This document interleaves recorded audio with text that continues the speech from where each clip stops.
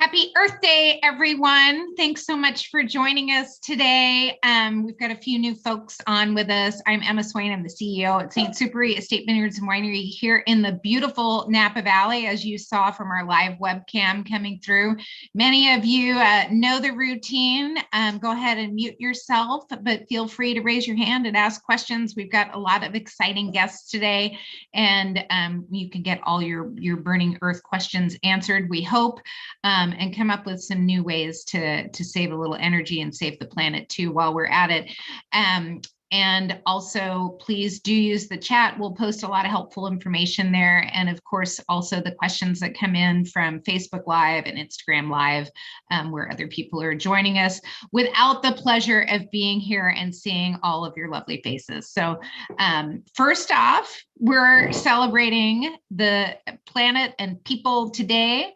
And we're doing that with our 2020 Napa Valley Estate Sauvignon Blanc. I hope everyone has a glass of wine in hand. I know that's one of the most important things as we sit here and celebrate our planet and the beautiful things that come from our planet. This is a really special wine for us here at St. Supéry. It's the only wine we made from the 2020 vintage, and that was due to the fires that we had here in Napa Valley. So it was our only wine we harvested before the fires. And so that's one reason it's special. The other reason it's special is it's Sauvignon Blanc, and we love growing Sauvignon Blanc at our Dollarhide Ranch. And the next reason that it's special is $5 from every single bottle that we made is going to the Napa Valley Community Foundation Disaster Relief Fund to help our neighbors here in Napa Valley as the Disaster Relief Fund has continued to join and do. And it'll be a little over $100,000 donation. So we're pretty excited about that. So that's the people part of today, is helping our friends and neighbors here in the Valley. If you're inspired to do the same, do list St. Supéry when you make a donation on the site, and we'll be having a special luncheon with the Napa Valley Community Foundation in July. And we'd love you to join us and learn more about the good work that they're doing here in the Valley for our friends and neighbors. And if you have a community foundation in your local neighborhood, do check them out. It's a great way to give to important causes that you care about, and really help focus your giving, and also to be able to give anonymously, which is often a nice way to do so. So this wine, as you all know, because you've all had our Napa Valley Estate Sauvignon Blanc before, is 100% stainless steel fermented, and really just focusing on that bright, beautiful fruit from the ranch. Really delicious. I've got Brooke Shank, our winemaker, here with us today, and we're going to talk about all things green in the winery, including the green glass that this bottle is. And we're going to have Michael Garcia out in the vineyard with us, talking about some of the green vineyard practices. Hey, Michael. And Dr. Miguel Garcia from the Napa Resource Conservation District is joining us to talk about more carbon sequestration. And Dr. Sherry Lipat, she is going to be talking about how we can reduce waste in our oceans. And Caitlin Cornwall from the Sonoma Ecology Center is going to help us with ways that we can improve planting around our gardens, and also encouraging biodiversity in our home gardening, and also being fire friendly, so that if you're in a fire-prone area, you're protecting your home and your neighbors while also enjoying a beautiful garden and encouraging biodiversity in your neighborhood. So without further ado, Brooke, let's jump over to you and tell us a little bit about this delicious wine. So, I mean, one thing that we do that kind of is a part of the Napa Green is that we pick at night. And we've talked about that before, but there's a few different reasons we pick at night. One is it's easier on the people because it's not so hot as it is in the day. Two is it conserves energy because the grapes come in cold, and we don't have to put more energy into getting them cold, getting that juice cold. And then three, it helps make the beautiful wine that you have in your glass. So the Napa Valley Sauvignon Blanc has a lot of grapefruit and green lime. This 2020 is very zesty. It has a lot of green lime zest, and it's super zippy. So I'm excited to be trying it today. Well, it is delicious. And, Brooke, you and I have been working together for a long time now. You've been at St. Supéry a little longer than me, but we've been working together for about 12 years. And when I started at St. Supéry, we had just gotten our first Napa Green certification in the vineyard there in Rutherford in 2008. I started in February 2009.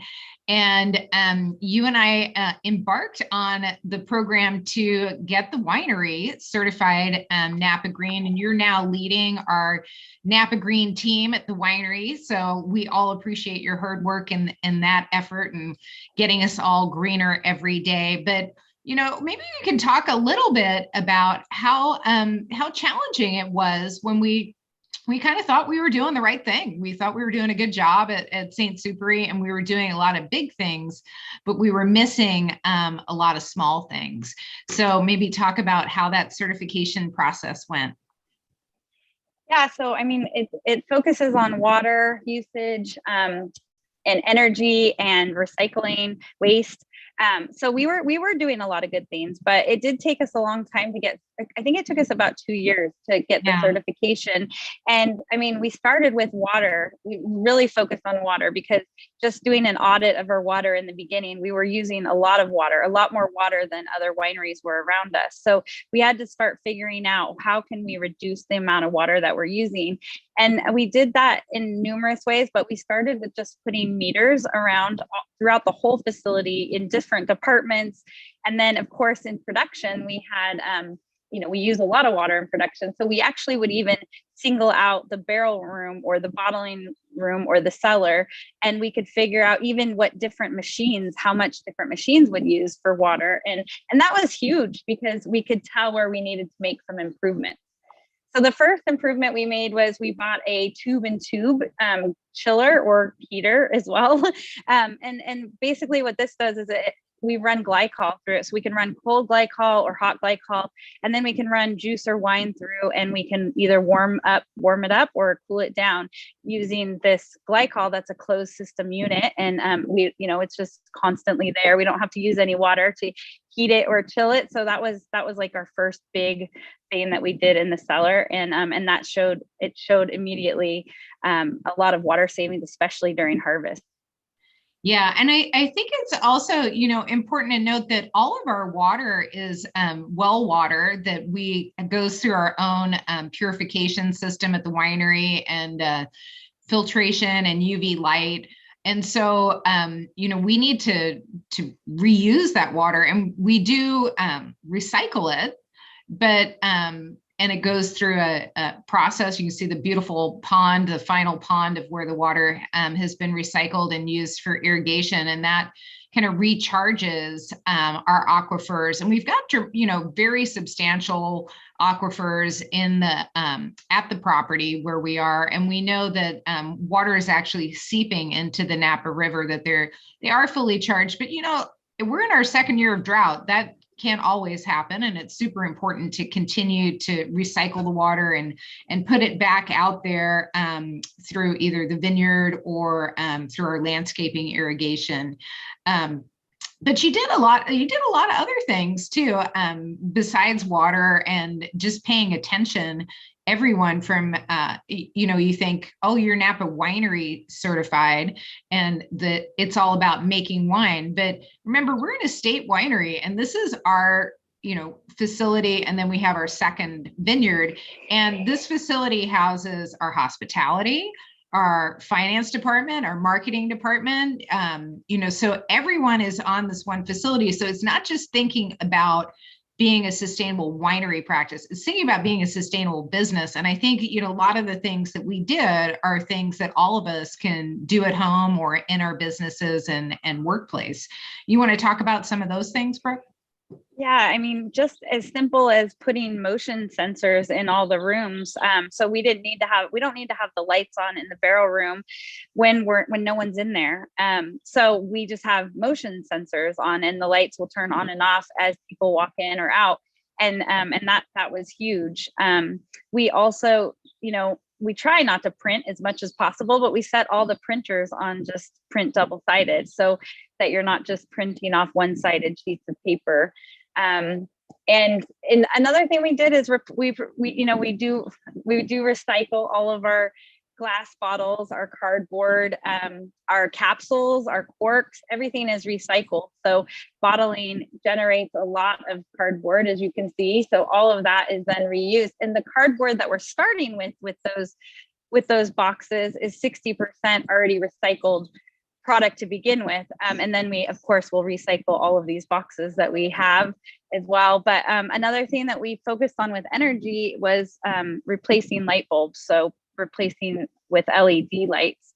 And so, I mean, those are simple things that people can do in their own home as well.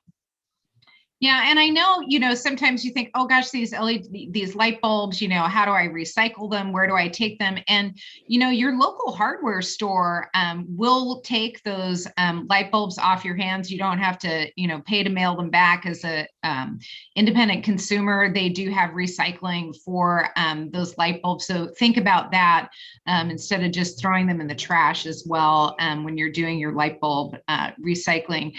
I know one of the things that does happen to me quite often in my office, I'm sitting at my desk barely moving, just the hands on the keyboard, and I'm constantly having to wave my arm if it gets a little too dark because the lights have gone out and the sensor no longer knows that I'm there. And those of you who've joined us a lot have seen that happen to Brooke in the cellar too.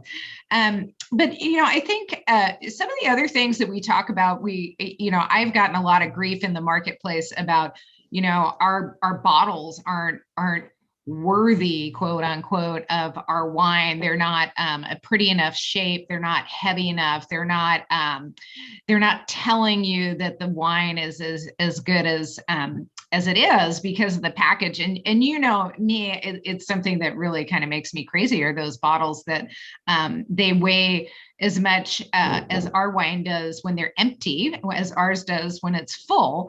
And that's been kind of one of our big challenges too. We don't want to buy glass outside of North America because that increases our footprint. And we want to use as much recycled glass as well in that glass. But you did a lot of research this last year, and with our Cabernet, you were actually able to get the glass a lot lighter. I was pretty excited about that.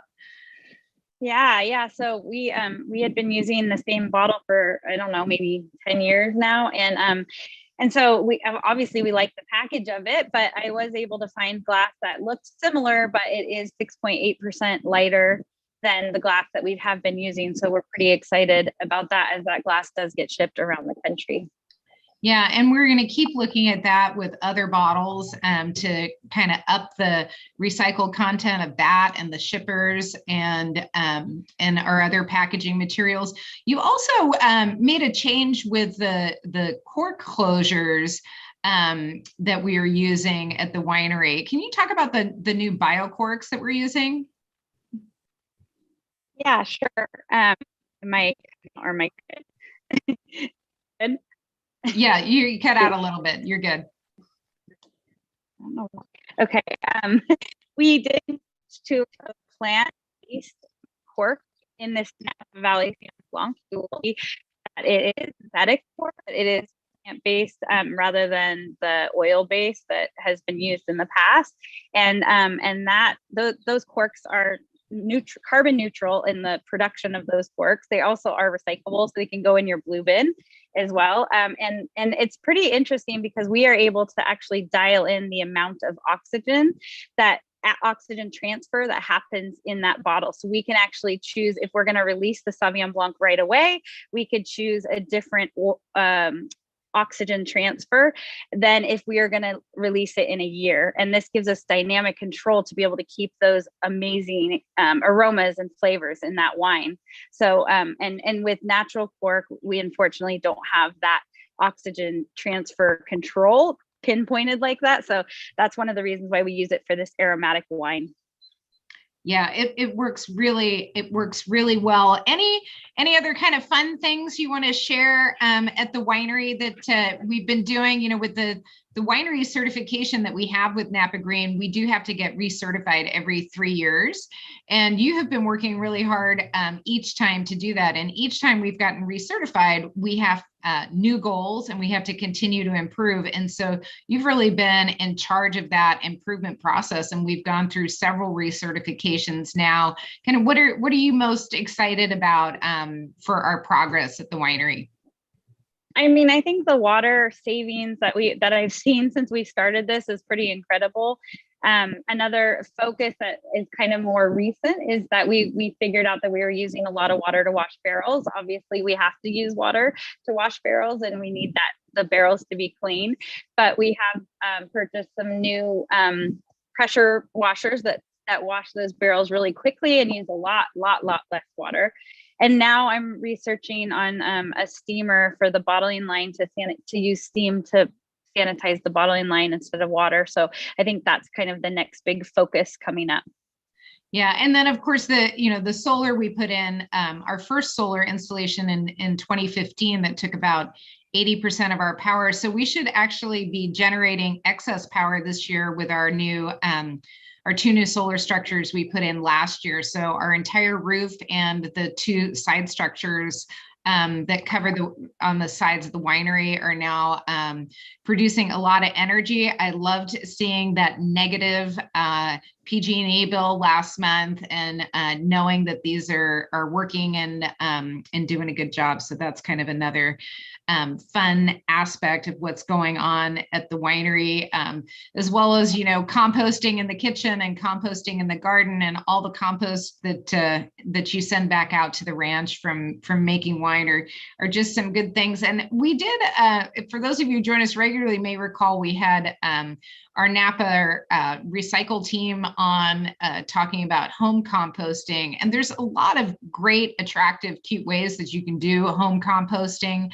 But one of the things that I figured out, I saw that Sherry said they recently switched to cloth napkins, which is great. But also in our yard waste bin, you can throw, your pure cotton balls, anything plant or animal based can go in our compost for the city because it does get hot enough. So I have found, tissues and things like that can just go in your city compost. My home compost doesn't get warm enough for it, but some great tips there to check out what you can do at home with your current recycling program that you have in your city. So there's all the compost going right back out, the pumice from the red wines to go back out to the ranch. So that all ends up back in the vineyard, you can see these photos were taken a little after the fire, so you can see we're burned behind, but that's our compost piles getting ready to be stored again back out into the vineyard. So let's jump over to Michael Garcia in the vineyard and hear a little bit about what's going on in the vineyard, because we've got a lot of new initiatives really focused around carbon neutrality as we head into our next Napa Green recertification and maintaining our California sustainable winery certification and vineyard. Michael, I think you're out there at parcel 10. Yeah, I'm here. Since it's Earth Day, it is a great day to reflect and highlight some of those sustainability, the carbon sequestration initiatives, like you're saying, that we've been continually implementing. And it really starts with a topic we've been discussing over these series, which is biodiversity. And bringing the biodiversity from outside the vineyard into the vineyard. And you can see, if you can see behind me, one of the major points of that is maintaining a diverse vineyard floor. So we have grasses, forbs, lots of different species on our vineyard floor that helps support a sustainable ecosystem. And that helps reduce our insecticide use with beneficial insects. But it does a lot more than that, and it helps us maintain a diverse soil ecology as well. So go ahead. Yeah, no, I was just going to say, many people who don't live in Napa Valley don't realize that we are one of the biodiversity hotspots in the U.S. It's one of my favorite maps to show. I don't know, Ryan, if you've got that Nature Conservancy map, but it really is fascinating to see the levels of biodiversity that we have in Northern California, and just focusing on maintaining that. You can see the red spots are the highest level of biodiversity in the U.S. And kind of as you go across the country, where the other hotspots are, like Tennessee and the Everglades, and also down into Southern California there. Really pretty interesting to think about, and to think about just encouraging that. It's a great way to create a balanced ecosystem and not have any one thing be too dramatic. When we first put in the bluebird boxes, it was before you joined us, Michael, and I got a lot of grief from the head of the vineyards at that point in time, because he thought I was crazy when I said we've got to have a few hundred bluebird boxes out there. But we actually found that the bluebirds really were eating all the leaf hoppers and really improved the balance. And plus, they're just so darn cute to look at. And of course, we've got the owl boxes. They're eating the gophers and lots of other voles and moles and things that get into the trees. But other ways that we're enhancing the biodiversity at the ranch. Yeah, there's plenty of ways. A lot of it just comes down to being comfortable with what we're doing. This vineyard floor ecosystem. I have insects buzzing around me right now, and that might be uncomfortable to some vineyard managers, but we're confident based on looking at our population levels of beneficial insects that this is a benefit to us at this point in the season rather than a potential detriment. Beneficial to the soil and beneficial to our crop as well. Yeah. And then, also we've got all the heirloom fruit trees that we've planted, and we do have over 1,000 acres on that property that are not developed. But even when you come to the winery, which, a little more than 3/5 of the property is vineyard. And then of course we've got the big winery on it. We've planted almost 100 fruit trees there, and are planting a lot of different species and owl boxes, bird boxes, and perches. Let's talk a little bit about soil health and kind of the carbon sequestration that you've been doing with the help of Miguel Garcia. Yeah, so we've been implementing certain practices, conservation tillage, which means that we don't disc or cultivate the soil as much as we might have in the past, as well as compost application, are all practices we've been implementing with the help of Miguel at Napa RCD to improve our carbon sequestration and to continue to achieve carbon negativity, which is a good thing in the vineyard. And to that end, we're lucky to have Miguel with us here today. So I won't dig too deep into the specifics, but Miguel helped us develop a carbon farming plan for both our Dollarhide and Rutherford vineyards. And if Miguel's on right now, I think I'll pass it over to him to introduce himself a little bit more and dig deeper into the carbon farming that we're implementing. Awesome. Well, thanks for joining us, Miguel. Miguel, has a PhD in environmental sciences and a BS in chemistry from UC Riverside. So he knows this great biodiverse California area in which we live, and everything about these carbon neutral plants. So welcome, Miguel. Thanks for joining us. Thank you so much for having me. Can you hear me fine? Yes. Fabulous. Well, yes. So for the last 2 years, we started in 2019, Michael and Brooke, we started working on developing what we call carbon farm plans for both of their vineyards in Rutherford and in Paul Valley. And the idea is to look at the current practices in the vineyard and look at the impact when it comes to carbon sequestration, meaning is carbon going into the soil, being kept in the soil, or is the carbon being freed into the atmosphere? So we look at the operation and we look at ways in which we could enhance the ability of the soil to sequester carbon. And Michael mentioned one of them, which is reduction of tillage. But the first step of the planning process is just to look at the current practices to see what the carbon budget looks like. And there was actually, we were happily surprised to see that since Supéry was already sequestering a lot of carbon, there was already a lot of practices that they were implementing that were already putting carbon into the soil. More specifically, the two management practices that we looked at that they were already doing even before I came in to develop the plan was compost applications and the use of cover crops. And through the use of an estimation tool called Comet Planner that was developed by the USDA, we estimated that just by their regular practices, which is mostly compost application and cover cropping, St. Supéry between the two vineyards were already sequestering about 2,000 tons of carbon dioxide a year. And that is quite significant because if we look at a typical passenger vehicle car, which produces about half a ton of CO2, if you do the math, that evolves to a lot of vehicles, equivalent to a lot of vehicles being removed from the atmosphere.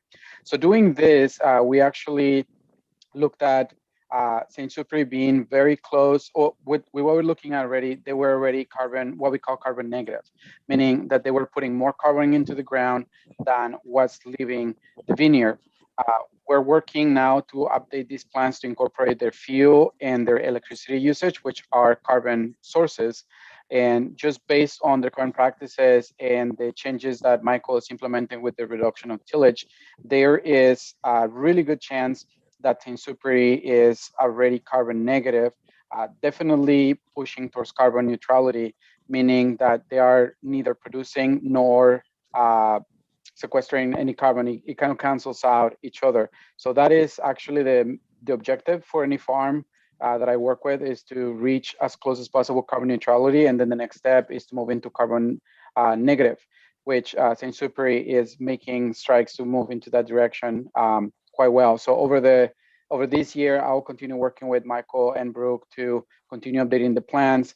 And at some point, we will be able to say for sure where they stand when it comes to carbon neutrality. Besides that, we also collected soil samples in one of the vineyards in Dolorite, just to check if in fact these practices are indeed putting the carbon into the soil, because the way that we estimate it, we use models, and we use that to estimate what the carbon sequestration potential will be. But once we measure the carbon in the soil, so we collect the soil samples and we send them to a lab for analysis, we could see that these practices are indeed putting substantial amounts of carbon into the soil. So moving forward, some of the things that we're going to be doing is just revising these plans to incorporate whatever changes they're making. We're always going to be looking at what is actually happening in the soil.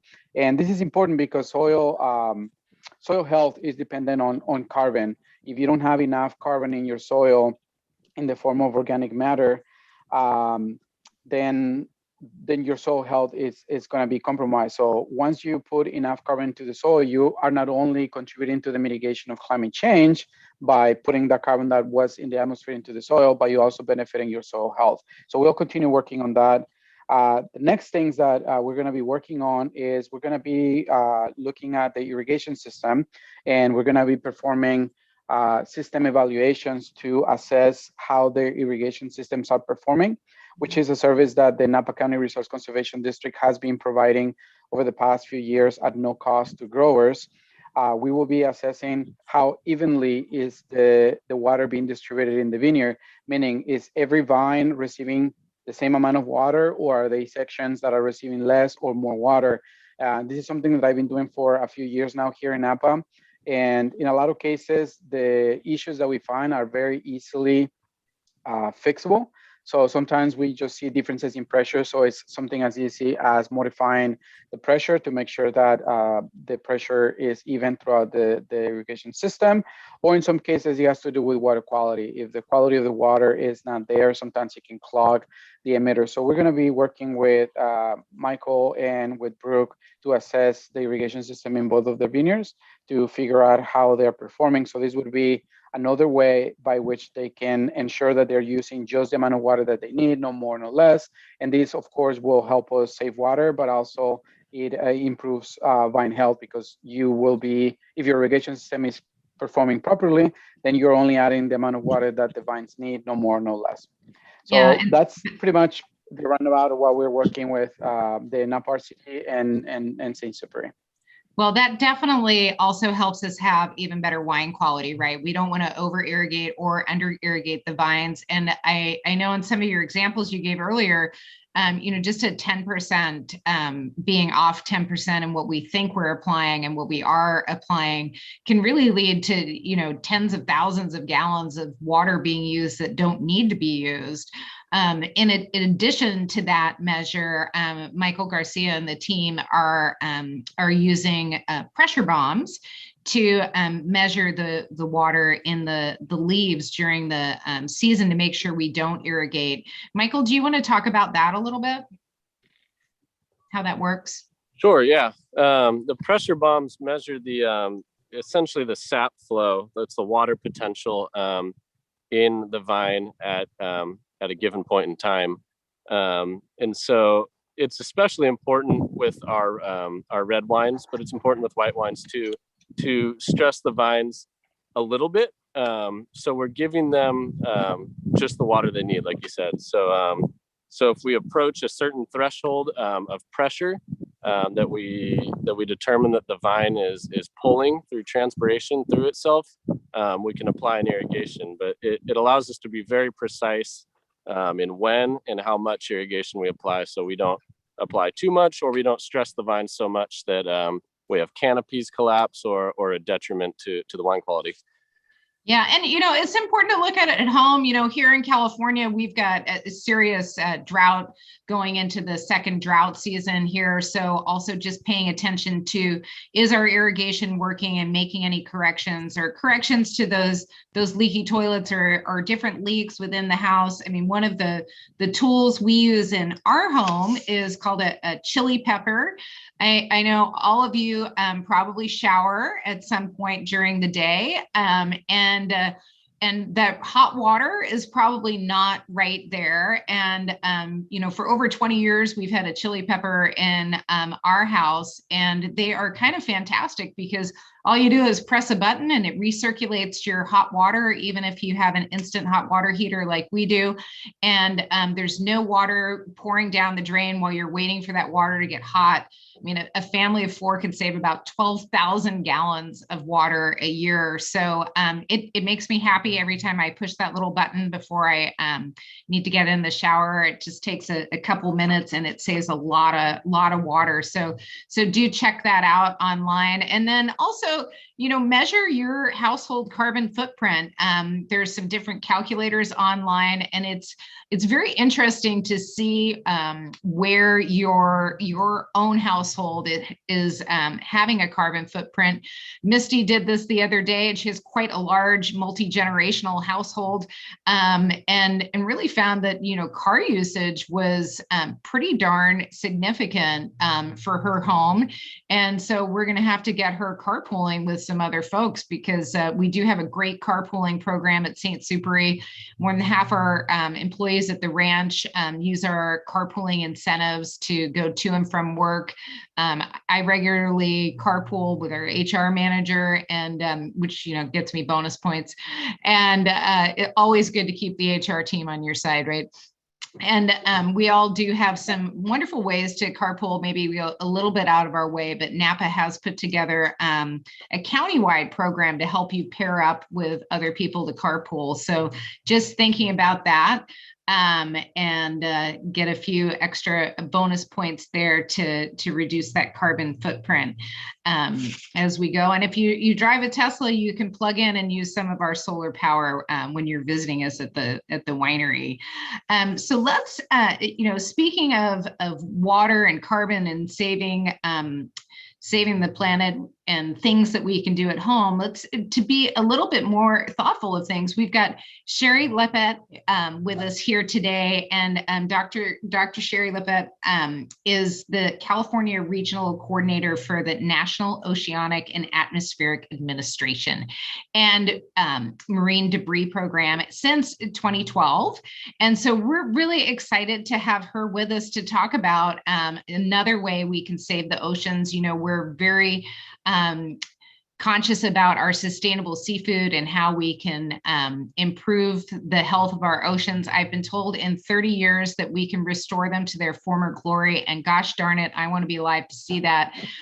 So together we're going to do it. So Sherry, thank you so much for joining us and sharing with us today some of the ways that we end up brushing the birds' teeth there on the beach, but how we can help reduce the impact on our ocean from our own waste and how it gets there. Yeah, thanks, Emma. I've never actually thought about the fact that bird might be brushing its teeth. But so with the NOAA Marine Debris Program, we work on all kinds of marine debris. And so it's everything from plastic pollution to lost fishing gear, even abandoned and derelict vessels.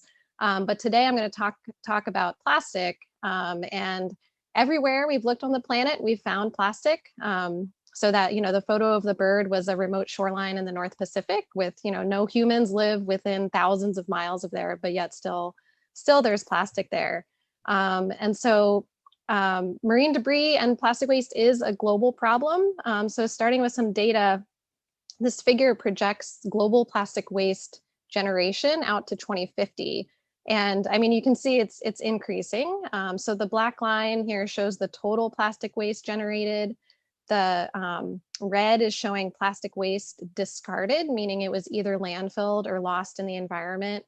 And the green is showing incineration and the blue is recycling. And so of all of the 6.3 billion tons of plastic waste that was generated between 1950 and 2015, almost 80% was either landfilled or lost in the environment, 12% incinerated, and 9% recycled.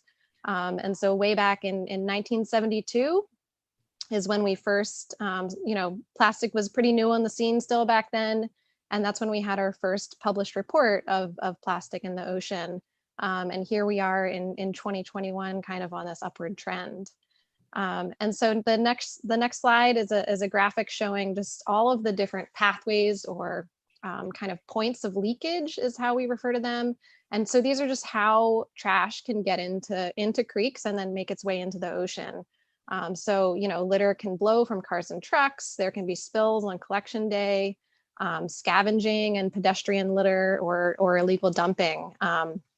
And the important point here is just that, you know, even here in the US where we have really good waste management infrastructure, just by virtue of generating waste, regardless of whether or not it's disposed of properly, we are all contributing to this issue. But we can address this problem in a number of ways. So the next graphic shows kind of 3 types of interventions to address marine debris. So source control, pathway or trash capture, and then cleanup. And so source control can be things like bans on single-use plastic items like bags or straws, or even just individual or corporate efforts to reduce the amount of waste that's being generated. And then pathway or trash capture can be improvements to waste management infrastructure or trash capture within the stormwater system. And so we're seeing a lot more of that here in California through some new policies that are requiring trash capture in stormwater permits. And then lastly, cleanup.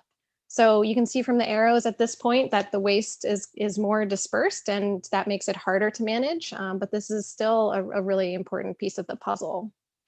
And then, you know, the most important part here is what you can do. So kind of 3 different sort of areas where everyone can contribute. The first one is to lead or participate in a community cleanup. So, you know, every piece of litter that's picked up off of a street or a beach is one less item that can have impacts on the marine environment. And even, you know, more powerful than just the cleanup itself is actually collecting data on the debris that you are collecting. And so there's a great app, the Marine Debris Tracker app, which is really easy. Just to, it reports the location and you just tell it the type of litter that you removed, and that all contributes to a data set that can be used to inform new prevention policies. The next one, model the behavior you want to see. So, you know, we can all contribute on an individual level to source reduction.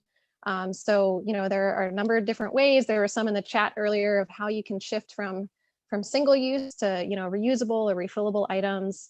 I really recommend just kind of looking at the waste that you generate and kind of taking one thing at a time.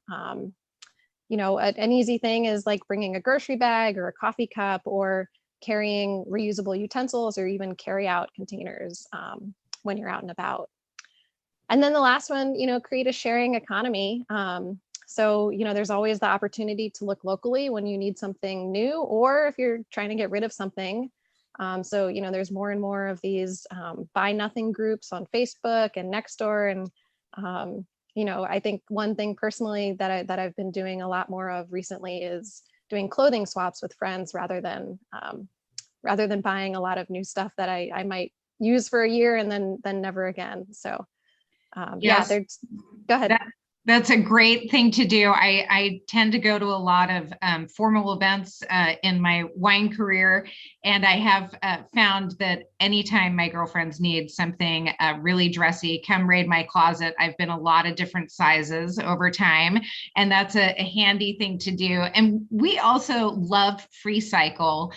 Check that out if you're looking to part with things and reusing different things. My husband is always parting with things on Free Cycle that, you know, potentially could be recycled, but also can be reused, and a super source of making someone else happy with your stuff and not filling the landfill and getting another use out of them.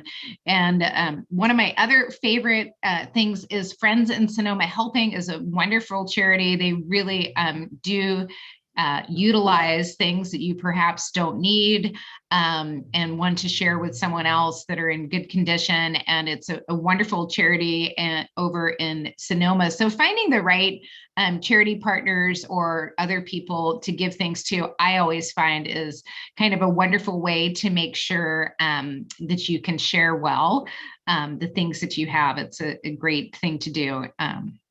With the clothing hand-me-downs too. I love my nieces are always willing to take a few Emma hand-me-downs. And reusing Ziploc bags. And at the winery, of course, we really don't allow any plastic water bottles is a big push for us. And we've installed some nice water stations around the winery that include sparkling water, which is kind of fun and makes it a little bit more fun to bring your own bottle, your own glass to fill up and have sparkling water, or flat fresh water is a nice way to go. So speaking of Sonoma, let's jump over to Caitlin Cornwall from the Sonoma Ecology Center. She's a senior project manager there and has some great tips for us at home to expand our gardening biodiversity. We've been doing a lot of My Wine, My Garden lately, and also creating a defensible space around your home.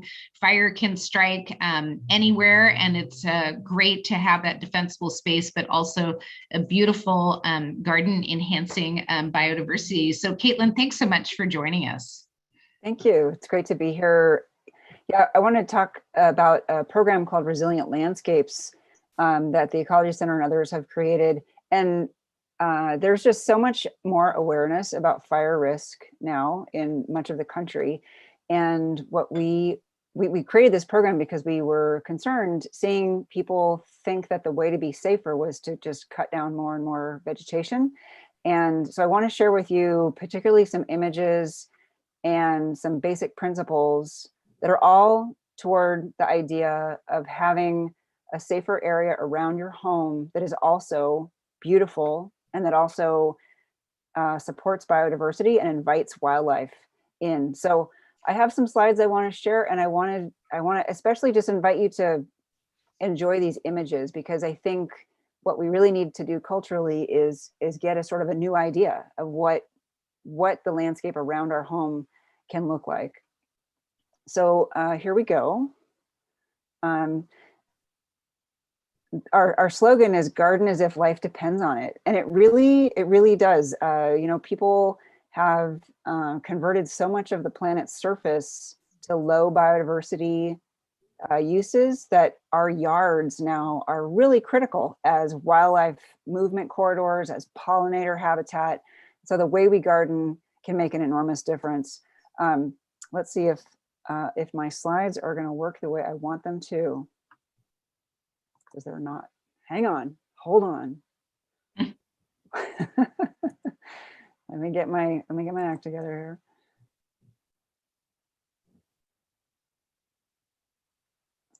There we go.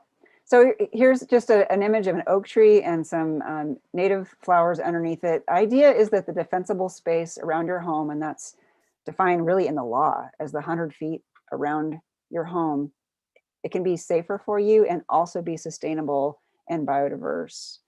This project is initiated in Sonoma County. These are our partners, but you know, some of you watching are probably from Napa County, and around here, fires go from east to west. So we would love to talk more in detail about these ideas with folks in Napa. The basic principles that we're teaching are to, hello, where's my text? Ha, there we go. To focus first on our homes. And, you know, these principles I'm talking about are true anywhere in the world. For many of us, the house itself is the most flammable thing. So it's really important to not sort of punish the land around you for the fact that your home is flammable. It's really important to pay attention to your eaves and your roof and all that stuff first. And the third bullet's really key too, just taking care of your plants and helping them be healthy and hydrated is really critical. Let me just move on because I want to show you more pictures. We're really promoting the use of native plants because those are the ones that wildlife and pollinators are adapted to. And we're urging people not to over clear their land, because when you, if you take out too much vegetation, as you can see on this hillside in this image, what happens is you invite in sun-loving invasive plants that tend to be pretty flammable. And this inset photo shows that. That's an invasive plant that can become overgrown very quickly and then become flammable. So it's important to retain shade, for example. You want to remove dead and dying plants and ladder fuels and create islands of healthy plants that have a gap between them. I'll show you some more pictures of the area really close to homes that's the important area to have it be almost empty. But beyond that, you know, these beautiful plant covers are available, not too expensive and very effective.